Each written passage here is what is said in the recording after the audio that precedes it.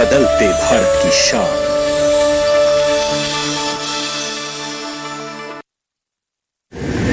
माँ कब आएगा?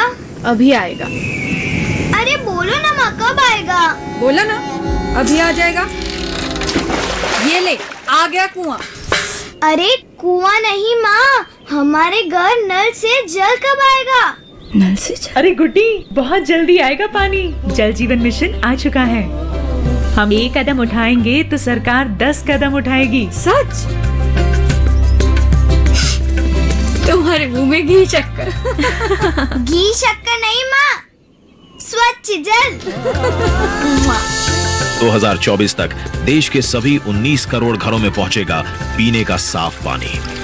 अब होगा हर घर जल। जल जीवन मिशन, जल शक्ति मंत्रालय, भारत सरकार।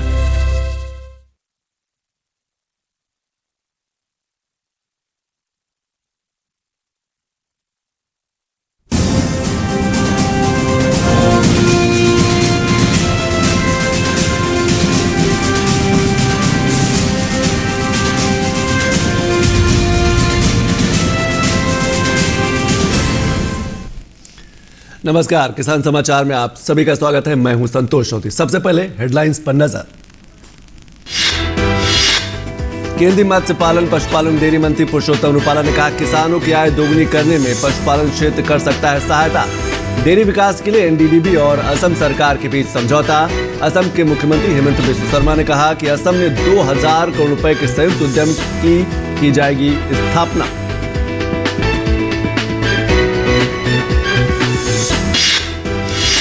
ई श्रम पोर्टल पर अब तक 20 करोड़ असंगठित श्रमिकों ने कराया पंजीकरण। केंद्रीय श्रम और रोजगार मंत्री भूपेंद्र यादव ने इस उपलब्धि पर सभी के प्रयासों की सराहना। पिछले वर्ष 26 अगस्त को असंगठित कामगारों का राष्ट्रीय डेटाबेस बनाने के उद्देश्य से ई श्रम पोर्टल किया गया था शुरू।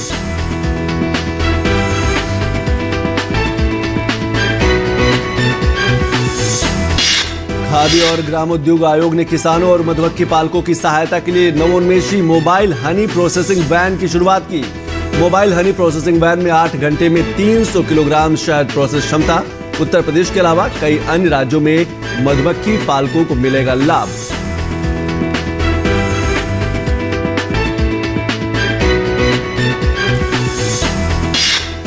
और केंद्रीय जल शक्ति मंत्री गजेंद्र सिंह शेखावत ने राष्ट्रीय जल पुरस्कार की घोषणा की। उत्तर प्रदेश ने सर्वश्रेष्ठ राज्यों की श्रेणी में पहला स्थान प्राप्त किया। सर्वश्रेष्ठ राज्यों में राजस्थान ने दूसरा, जबकि तमिलनाडु ने तीसरा स्थान हासिल किया। 2018 में की गई थी राष्ट्रीय जल पुरस्कार की शुरुआत। तो चलिए खबरों पर विस्तार से नजर डाल लेते हैं। एनडीडीबी और असम सरकार के बीच समझौता हुआ है। असम में डेयरी विकास के लिए राष्ट्रीय डेयरी विकास बोर्ड और असम सरकार के बीच समझौता ज्ञापन पर एक हस्ताक्षर हुआ है, ताकि डेयरी उद्योग को बढ़ावा दिया जा सके। जो दूध की करने वाले जो लोग हैं, जो पशुपालक हैं, केंद्रीय पशुपालन मंत्री रूपाला ने कहा है कि किसानों की आय दोगुनी करने में पशुपालन क्षेत्र सहायता कर सकता है और इससे जो पशुपालन करने वाले जो किसान हैं उनकी आर्थिक आय को बढ़ाया जा सकता है। रूपाला ने असम में डेयरी क्षेत्र में वृद्धि और विकास को बढ़ावा देने के लिए राज्य सरकार द्वारा किए गए अभियानों की सराहना भी की है, ताकि डेयरी उद्योग को एक नया मुकाम हासिल हो सके। उन्होंने जोर देकर कहा कि पशुपालन क्षेत्र में नई तकनीक किसानों तक पहुंचनी चाहिए, जिससे उन्हें इसका सीधा लाभ प्राप्त हो सके। असम कृषि व्यवसाय और ग्रामीण परिवर्तन परियोजना के अंतर्गत पूर्वी डेयरी विस्तार परियोजना का भी शिलान्यास किया गया है। इसका फायदा आने वाले दिनों में वहां के पशुपालन करने वाले जो किसान हैं उनको मिलेगा। असम के मुख्यमंत्री हेमंत बिस्वा शर्मा ने कहा कि राज्य सरकार द्वारा की गई पहलों के माध्यम से ग्रामीण अर्थव्यवस्थाओं में काफी बदलाव आया है, रोजगार की संभावनाएं बढ़ी हैं। एमओयू के अंतर्गत असम में राज्य सरकार और एनडीडीबी के बीच 2000 करोड़ रुपए के एक संयुक्त उद्यम की स्थापना भी असम में की जाएगी। असम सरकार में कृषि मंत्री ने कहा कि उद्यम राज्य में श्वेत क्रांति लेकर आएगा, यानी कि जो दुग्ध क्रांति है उसको और बढ़ावा दिया जाएगा, जिससे किसानों की आमदनी को बढ़ावा दिया जा सके। इसका उद्देश्य प्रतिदिन 10 लाख लीटर से ज्यादा दूध को संभालने और मूल्यवर्धन करने के लिए दुग्ध प्रसंस्करण क्षमताओं का निर्माण करना है, यानी कि आने वाले दिनों में मांग और बढ़ेगी। उन्होंने यह भी कहा कि इससे न केवल 1.75 लाख से ज्यादा किसानों को अपनी आय में बढ़ोतरी करने में सहायता प्राप्त होगी, बल्कि आत्मनिर्भरता भी बढ़ेगी।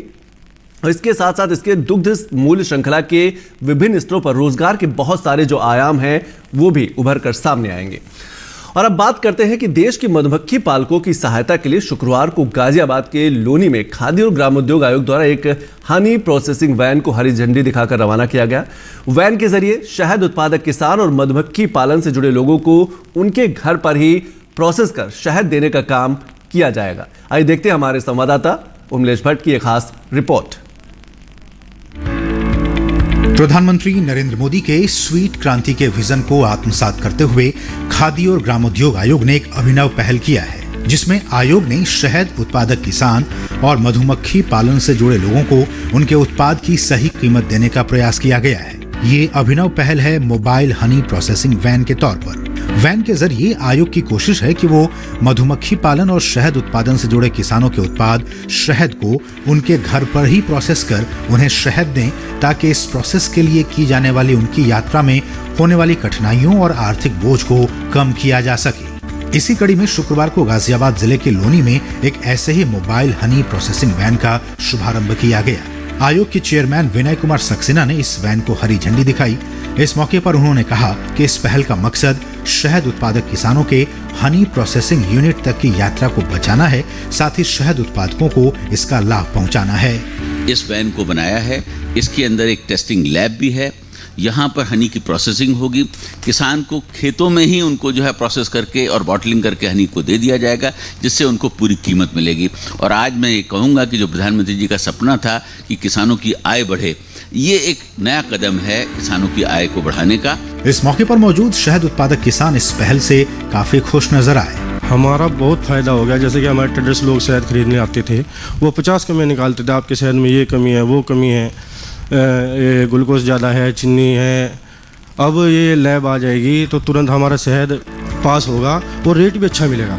वहीं हनी प्रोसेसिंग यूनिट के विशेषज्ञ का कहना था कि इस वैन के जरिए न सिर्फ मधुमक्खी पालक किसानों के समय की बचत होगी, बल्कि ग्राहकों को एक उच्च गुणवत्ता वाली शहद का भी उपहार मिलेगा। हमारे पास एक छोटी सी लैब है इसके अंदर, जो अकॉर्डिंग टू FSSAI के पैरामीटर्स दिए गए हैं। हम उस पर जांच करने के बाद ही हम शहद को आगे प्रोसेसिंग के लिए लेके जाएंगे।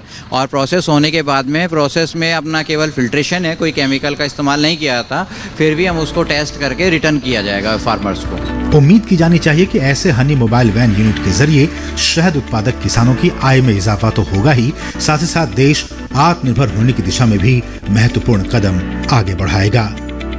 उर्मिलेश भट्ट की रिपोर्ट, DD किसान। और अब बात करेंगे ई श्रम पोर्टल की। ई श्रम पोर्टल पर अब तक 20 करोड़ असंगठित श्रमिकों ने पंजीकरण करा लिया है। केंद्रीय श्रम और रोजगार मंत्री भूपेंद्र यादव ने इस उपलब्धि पर सभी के प्रयासों की सराहना की है। पिछले वर्ष 26 अगस्त को असंगठित कामगारों का राष्ट्रीय डेटाबेस बनाने के उद्देश्य से ई श्रम पोर्टल की शुरुआत की गई थी। इसमें रजिस्टर करने वाले उम्मीदवारों को एक विशिष्ट पहचान संख्या यानी कि UAN कार्ड दिया जाता है। CSC NDUW ई श्रम कार्ड ऑनलाइन रजिस्ट्रेशन ऑनलाइन कराया जा सकता है, जिसके जरिए उत्तर प्रदेश, बिहार, मध्य प्रदेश और कर्नाटक के उम्मीदवारों को भविष्य में नौकरी मिल सकती है। श्रम और रोजगार मंत्रालय ने असंगठित क्षेत्रों में श्रमिकों का डाटा इकट्ठा करने के लिए ई श्रम पोर्टल और NDUW डाटाबेस लॉन्च किया था। इसका इस्तेमाल नई नीतियां शुरू करने, भविष्य में अधिक नौकरियां पैदा करने और श्रमिकों के लिए नई योजनाएं शुरू करने के लिए किया जाएगा। और राष्ट्रीय जल पुरस्कार 2020 में उत्तर प्रदेश ने सर्वश्रेष्ठ राज्यों की श्रेणी में पहला स्थान हासिल किया है। केंद्रीय जल शक्ति मंत्री गजेंद्र सिंह शेखावत ने नई दिल्ली में राष्ट्रीय जल पुरस्कार की घोषणा की। सर्वश्रेष्ठ राज्यों में राजस्थान ने दूसरा, जबकि तमिलनाडु ने तीसरा स्थान हासिल किया। राष्ट्रीय जल पुरस्कार की शुरुआत 2018 में की गई थी, जिसका मकसद जल संरक्षण और जल प्रबंधन के क्षेत्र में अच्छा काम करने वालों को सम्मानित करना और उन्हें प्रोत्साहन प्रदान करना था। साल 2020 के लिए 11 विभिन्न श्रेणियों में 57 राज्यों, जिले, ग्राम पंचायतों, संगठनों और उद्योग जगत को जल पुरस्कार से सम्मानित किया जाएगा। केंद्रीय जल शक्ति मंत्री ने कहा कि जल के आंदोलन को जन जन के आंदोलन के रूप में खड़ा करना इन पुरस्कारों का मकसद है, ताकि भविष्य के लिए जल समृद्ध भारत का निर्माण हो सके। जल संरक्षण की दिशा में राज्यों की सरकारें, NGOs और इंडिविजुअल्स, स्थानीय सरकारें और उनके साथ साथ में अनेक संस्थाएं सब मिलकर के इस दिशा में कहीं ना कहीं कुछ न कुछ काम करने लगे। लेकिन जितनी बड़ी चुनौती है उसके सामने अभी जो प्रयास हमने प्रारंभ किए ये केवल कुछ कदम ही हम चल पाए, हमें और अधिक गंभीरता के साथ में और अधिक गति के साथ में काम करने की आवश्यकता है।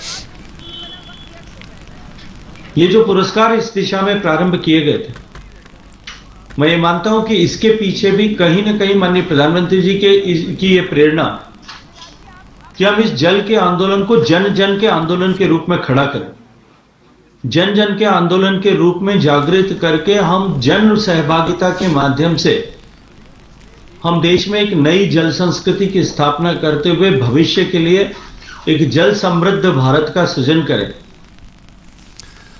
और अब बात करते हैं बदलते मौसम की। शिमला की ऊंची चोटी जाखू में आज सुबह हल्की बर्फबारी हुई। ये शिमला में इस सीजन का पहला हिमपात है। शिमला जिले के ऊंचे क्षेत्रों कुफरी, नारकंडा, खड़ा पत्थर व खिड़की में भी आज सुबह से हिमपात शुरू हुआ है। उधर आसपास के कई क्षेत्रों में वर्षा का क्रम भी लगातार जारी है। और हिमाचल प्रदेश के पालमपुर की नैन पंचायत निवासी निशी ग्रामीण महिला ने 3 साल पहले मशरूम की यूनिट लगाने के साथ लगभग एक कनाल भूमि में स्ट्रॉबेरी की खेती कर खुद को आर्थिक रूप से मजबूत किया। साथ ही आधा दर्जन ग्रामीणों को भी रोजगार दिया। MA BEd तक शिक्षा ग्रहण कर चुकी 36 वर्षीय निशी अब मशरूम की खाद का उत्पादन कर जिला के किसानों सहित बाहरी जिलों को भी मशरूम बैग की आपूर्ति कर रही हैं। निशी लोगों को सरकार के द्वारा तय दामों के अनुसार मुहैया करवाती हैं। निशी ने कहा कि उनके पति मशरूम के प्लांट में काम करते थे और देखा कि कैसे काम किया जाता है। उन्हीं से प्रेरणा लेकर कृषि विश्वविद्यालय से मशरूम के 10 बैग खरीदकर अपना कार्य शुरू किया और 2018 में मशरूम उत्पादन का प्रशिक्षण भी लिया।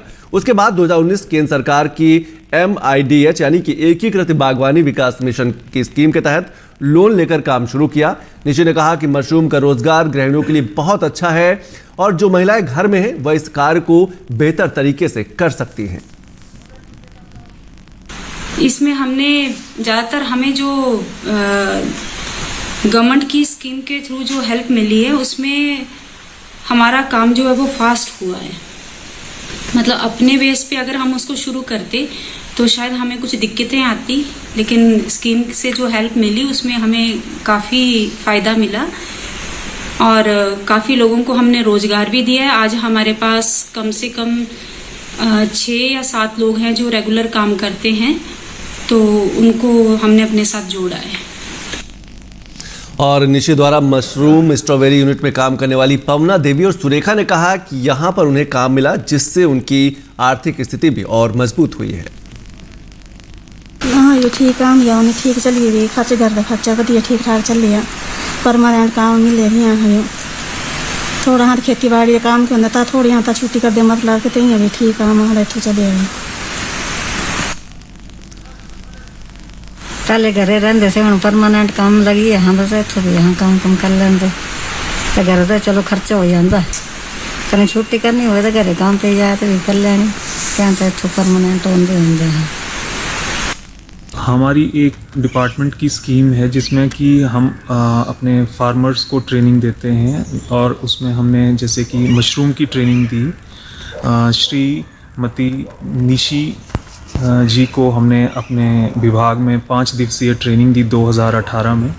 इन्होंने 3 कमरे बनाए हैं जिसमें कि इनकी 5 फसलें ये साल की लेते हैं और इसमें जो है इनका 25 टन का जो है प्रोडक्शन होती है। इसमें इनका कुल खर्चा 22 लाख के आसपास आया है और इसमें उद्यान विभाग ने MIDH स्कीम के तहत इनको जो है 8 लाख की असिस्टेंस प्रदान की है। इनका 25 लाख के आसपास जो है टर्नओवर है पिछले 2 सालों से और जिसमें कि इनका शुद्ध लाभ जो है वो इनको 6 से 8 लाख का प्रॉफिट है। केंद्र सरकार द्वारा पोषित जो अन्य और स्कीमें हैं इससे हमारा एक तो वुमेन एम्पावरमेंट है, नारी सशक्तिकरण, और इसके साथ ही सेल्फ एम्प्लॉयमेंट और एम्प्लॉयमेंट जनरेशन भी इन स्कीमों से जो है हमारे यहाँ हो रहा है। और अब बात करते हैं मंडी भाव की और देखते हैं कि देश के अलग अलग अनाज मंडियों में अनाज का क्या क्या है भाव।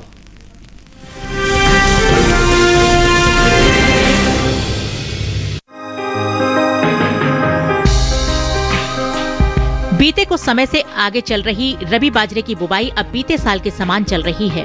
कृषि मंत्रालय की ओर से साल 2021-22 के लिए 31 दिसंबर को जारी ताजा आंकड़ों के अनुसार देश में रबी बाजरे की बुवाई 16,000 हेक्टेयर में हो चुकी है।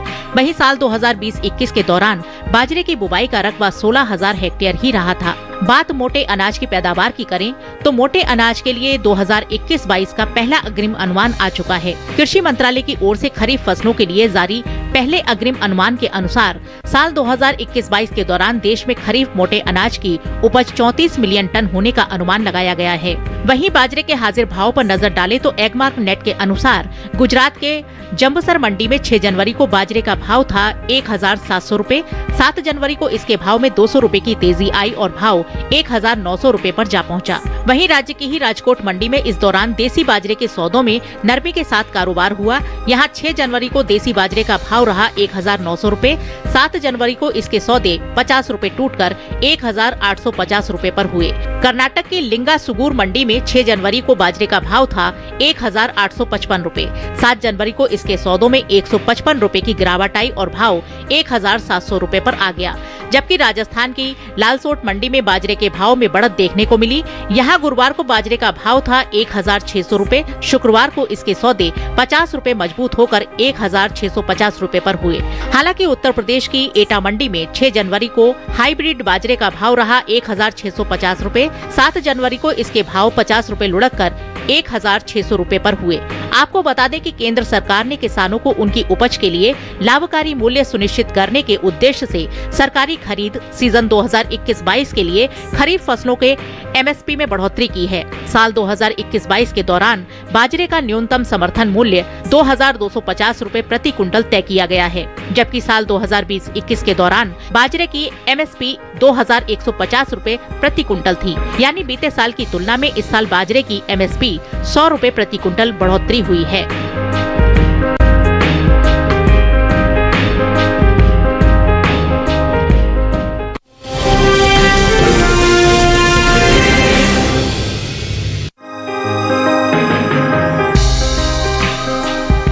अंतर्राष्ट्रीय बाजार में हल्दी की मांग जोर पकड़ रही है। साल 2020-21 में हल्दी का निर्यात बीते 5 सालों के मुकाबले सबसे ज्यादा है। भारतीय मसाला बोर्ड की ओर से जारी आंकड़ों के अनुसार वित्त वर्ष 2016-17 में हल्दी का कुल निर्यात 1,16,500 टन का हुआ था।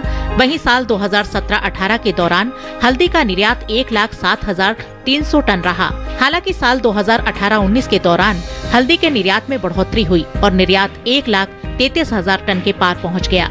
इसी तरह वित्त वर्ष 2019-20 में हल्दी का निर्यात 1,37,650 टन का हुआ, जबकि साल 2020-21 के दौरान हल्दी के निर्यात में खासा इजाफा देखने को मिला। इस साल हल्दी का निर्यात बीते सालों के मुकाबले 45,350 टन बढ़कर 1,83,000 टन के पार पहुंच गया। आपको बता दें कि भारत में हल्दी की सबसे ज्यादा खेती आंध्र प्रदेश में होती है। इसके बाद ओडिशा और तमिलनाडु का स्थान आता है। महाराष्ट्र में भी हल्दी की खेती होती है। आंध्र प्रदेश का देश के हल्दी उत्पादन में करीब 40% का योगदान है। इसके अलावा केरल, कर्नाटक, पश्चिम बंगाल, गुजरात, मेघालय, असम में भी हल्दी की खेती की जाती है।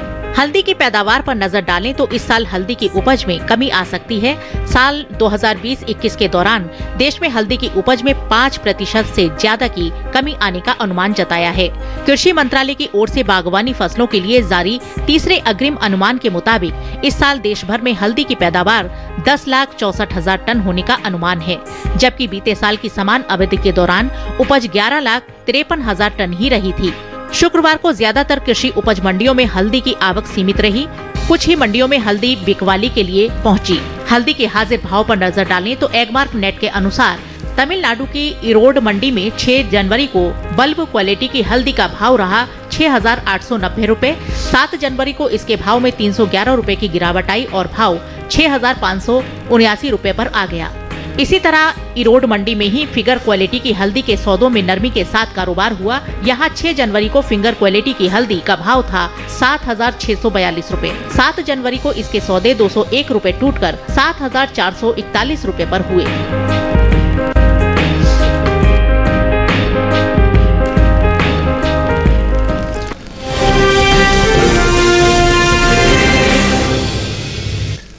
और और अब बात करेंगे कि मध्य प्रदेश में सिंचाई से जुड़ी जो निर्माणाधीन सिंचाई परियोजना है उनको किस तरीके से विस्तार दिया जा रहा है, उनकी किस तरीके से समीक्षा की जा रही है। मध्य प्रदेश के जल संसाधन, मछुआ कल्याण और मत्स्य विकास मंत्री तुलसीराम सिलावट ने सिंचाई परियोजनाओं की समीक्षा की। तुलसीराम सिलावट ने शुक्रवार को जल संसाधन विभाग की निर्माणाधीन सिंचाई परियोजनाओं की समीक्षा बैठक की और सिलावट ने यह भी अधिकारियों को सिंचाई परियोजना के लाभान्वित किसानों से संवाद स्थापित करने के निर्देश दिए हैं ताकि ये पता चल सके कि इन सिंचाई परियोजनाओं के कितने किसानों को लाभ मिल पा रहा है। किसानों की सिंचाई परियोजना से पानी प्राप्त होने और नहरों से संबंधित समस्याओं का तुरंत निराकरण किया जाए। सिलावट कृषि मंत्री ने कहा कि सख्त निर्देश दिए कि किसी भी परियोजना में अग्रिम भुगतान न किया जाए और परियोजनाएं जल्द से जल्द पूरी की जाए। भुगतान करने पर संबंधित अधिकारी के विरुद्ध कानूनी कार्रवाई की जाएगी। निर्माणाधीन सिंचाई परियोजनाओं की समीक्षा बैठक में उन्होंने बात कही।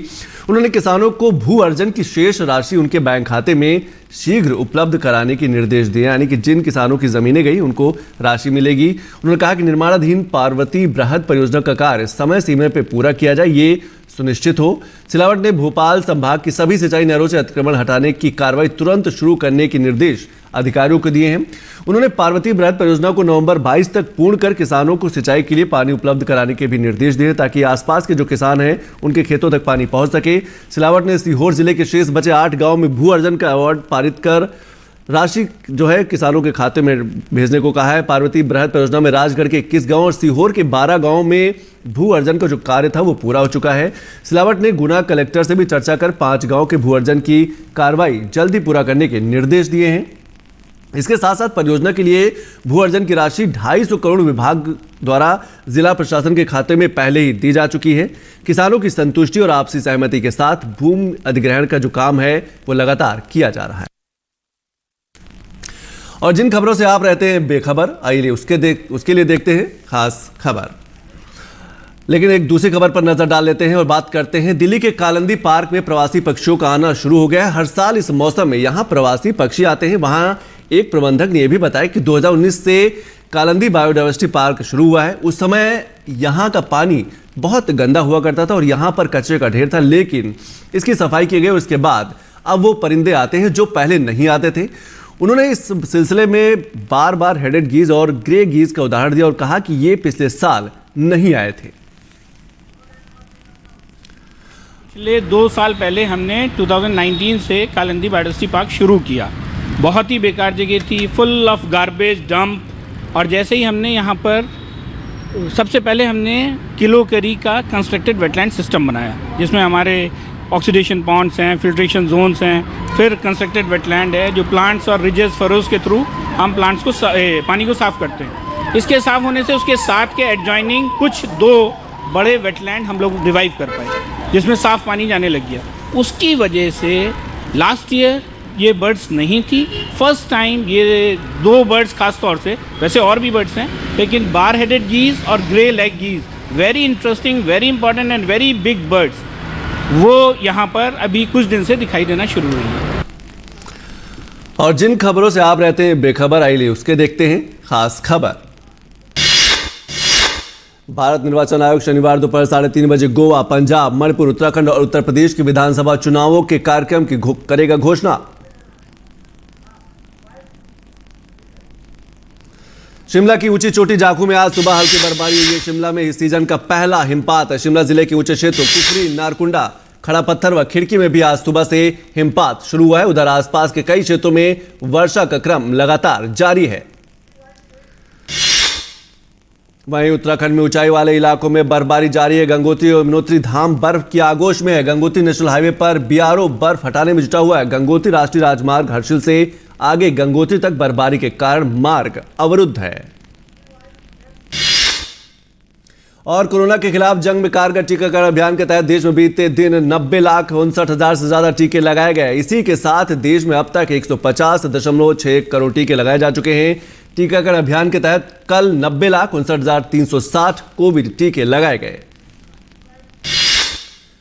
देश भर में ओमिक्रॉन वेरिएंट के अब तक कुल 3,071 मामले सामने आए। स्वास्थ्य मंत्रालय के ताजा आंकड़ों के अनुसार इनमें 1,203 लोग उपचार करवाकर स्वस्थ हो चुके। ओमिक्रॉन के सबसे ज्यादा 876 मामले महाराष्ट्र में सामने आए हैं, जबकि दिल्ली में अब तक 519 मामले सामने आए हैं। कोरोना संक्रमण को देखते हुए दिल्ली में सप्तांत कर्फ्यू लागू हो गया। कर्फ्यू आज से सोमवार सुबह तक जारी रहेगा। कर्फ्यू के दौरान आवश्यक सेवाओं में छूट दी गई। लोगों की आवाजाही 55 घंटे तक प्रतिबंधित रहेगी। आपातकाल स्थिति में ही लोगों अपने घरों से बाहर निकलने की अनुमति होगी। बाहर निकलने वालों को सरकार द्वारा जारी ई पास या वैध पहचान पत्र प्रस्तुत करना होगा।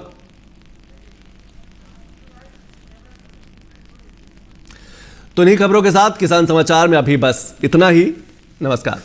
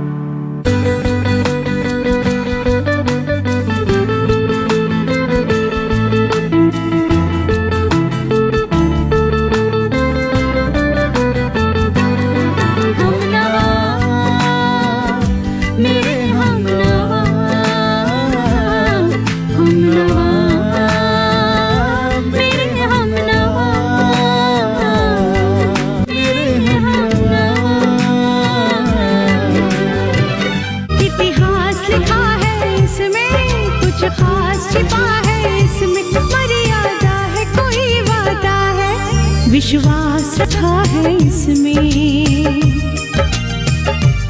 सात फेरों से मिला ये तो उपहार है मेरा।